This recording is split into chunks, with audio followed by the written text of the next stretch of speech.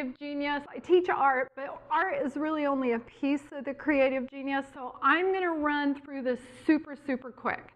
They say we use only 10% of our brains, and I say, no, that's not true, although sort of. We use 100% of the brains. We only train and educate 10% of our brains.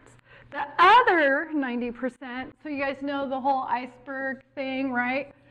This is the 10% they think we use. We actually use the bottom 90% way more, like 90% of the time. We're just not aware of it. But like when you're driving, when you're making decisions, you think you're making a rational decision, but you're not. You're making a decision based on what's going on down here in your subconscious.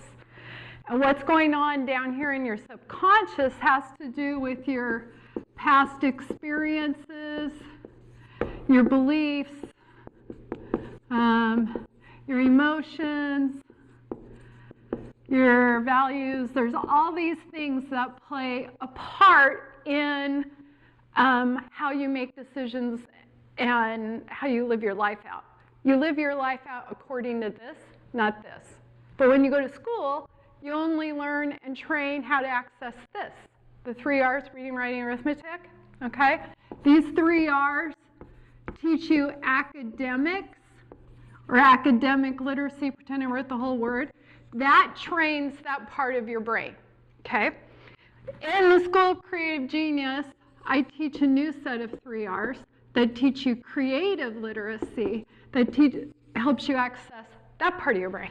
And you learn reading and writing in order to think and to communicate verbally. So this part of the brain thinks verbally, okay?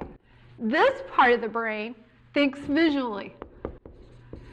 And we only learn to read and write.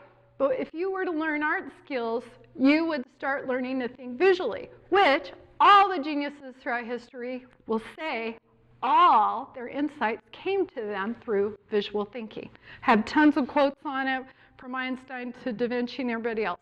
But you're just going to have to believe me right now. So, by learning art, you don't learn art to become an artist any more than you learn to read and write in order to become an author. Okay? You learn to read and write in order to think and communicate verbally well. You learn art, not necessarily to become an artist, although some people do. And most of you could become better than most college art students because they're not taught. It's a rabbit trail there. But you would learn to think and communicate visually, which is kingdom language, genius language, subconscious language. All right, you guys with me? Yep.